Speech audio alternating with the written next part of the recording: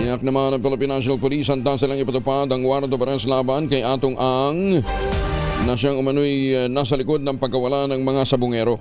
Kasunod dito ng inisyong arrest warrant ng Regional Trial Court Branch 26 ng Santa Cruz, Laguna laban kay Atong at sa 17 iba pa dahil sa kasong kidnapping with homicide.